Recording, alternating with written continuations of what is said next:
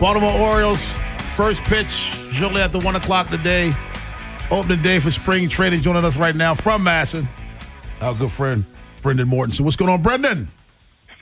Hey, not too much, Rob. I was going to say I was excited for baseball to start up today. A Mike Elias presser in about 20 minutes or so feels a little ominous. But, Yes. other than that, still excited for baseball today. It does feel ominous, and Mike Elias appeared on. Is that who they traded for? Ominous? Who's Ominous. he played for? No. Yeah. He appeared yesterday on our airwaves, and I want to say, how Mike Elias always drops nuggets even when he can't say exactly what's going on. And I got to be honest with you, Brendan, I'm not feeling good about this whole the rumors, if you will, about Jordan Westburg.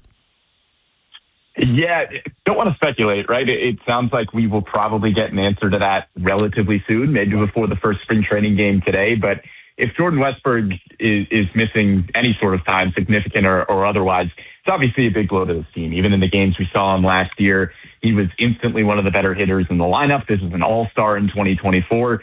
Luckily for the Orioles, you have a former top 20, 30 prospect in the game in Kobe Mayo. I know he worked a lot at first base last year, but Mayo was a natural third baseman. That's where he played over 300 games in the minor leagues last season.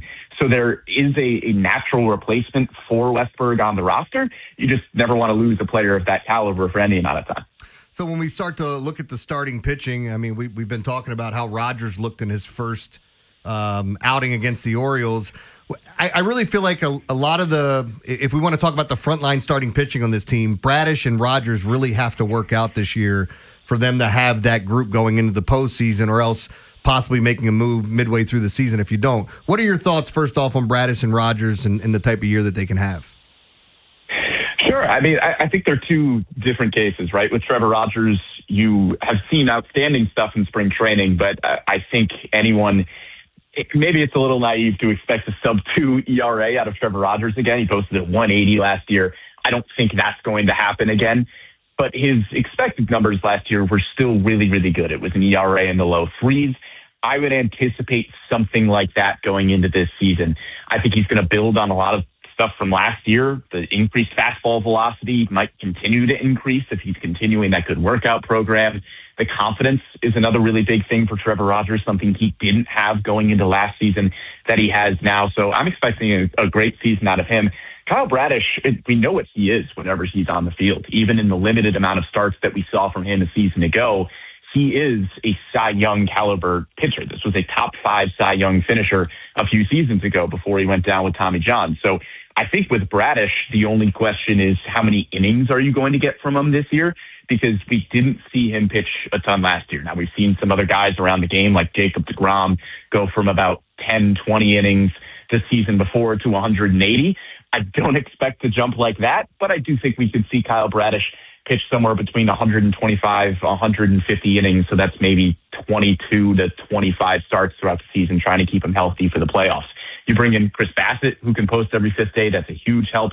Sounds like Zach Eflin is healthy. And the upside of Shane Baz is really there. I mean, this is a pitcher who is pretty comparable arc-wise to Grayson Rodriguez, except he seems to be on the other side of that injury bug that still seems to be plaguing Rodriguez a little bit. Baz is better than his numbers last year. The home ERA that he had pitching in Steinbrenner last year, that is a really, really tough place to pitch. So I think I would almost put Shane Baz in a 1B category behind the 1A of Bradish and Rogers. But I think this rotation has a ton of upside, and the addition of somebody like Bassett really raises the floor. And I think we're going to see a lot of good things out of that group. Brendan Mortensen joins us from MASN. Brendan, did you go to that stadium last year in Tampa? Yeah, sure did. It may have been the hottest baseball situation I've ever been in, man. Yeah, I mean, Pete Alonso talked about it because I believe he said he played some high school games there growing up in Florida. Yeah. And in the summer, that ball just flies. And we saw it from Baz last year. The discrepancy between his numbers at home versus on the road was massive. And yeah, like you said, Rob, I mean, that ball's flying out of there. Well, not only that, I was sitting in the camera well. Jeremy, I had sweat literally rolling down my back sitting still. Good. Wasn't even you ass. I hate you. Now, Brendan, one of the question marks, the biggest question marks for Orioles fans is the bullpen. How are you feeling about that? Sure. Yeah. I mean, Ryan Helsley has looked really good so far in spring. I know Helsley had a tough go of things with the Mets after the deadline last year, but this is somebody in the seasons prior. It was a perennial all-star. He was one of the best closers in the game in St. Louis. You have to hope that he gets back close to what we saw from him a few seasons ago. And if he does, you're, again, left with one of the better closers in the game. I think the Andrew Kittredge move this offseason is one of the most underrated moves that the Orioles have made.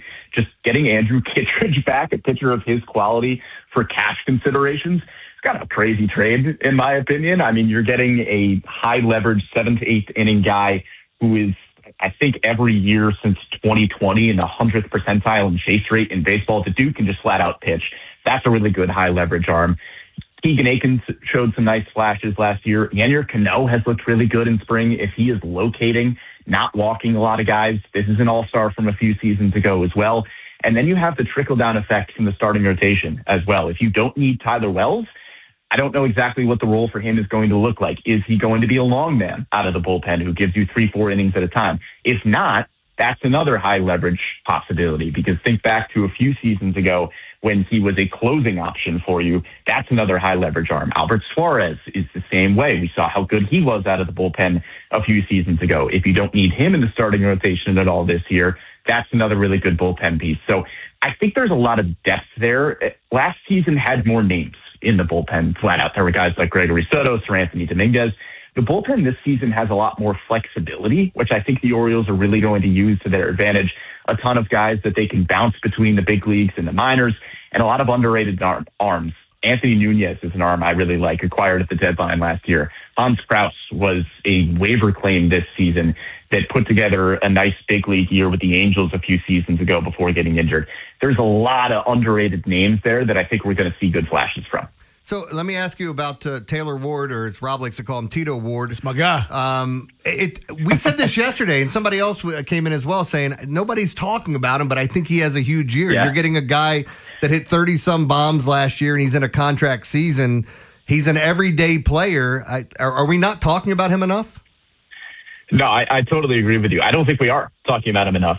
He might be your leadoff hitter at this point. If you're going into the season without Jackson Holliday, who led off a lot of games for you a season ago, potentially without Jordan Westburg, remains to be seen. Taylor Ward last year was 80th plus percentile in walk rate. He can get on base. He can hit for power. Yeah, I absolutely agree with you. I don't think we're talking about him enough. This was somebody who drove in over 100 runs last year, hit 36 homers. He gets on base. He's a good veteran presence. He is a good enough fielder. I think when you sign guys like Pete Alonso, somebody like Taylor Ward gets overshadowed a little bit, especially because it was a move made early in the offseason. But that's going to be a dude in the lineup, and he now gets the protection of potentially hitting in front of or behind guys like Gunnar Henderson and Pete Alonso, too, where he didn't really have that in the Angels lineup last year. That's going to be a guy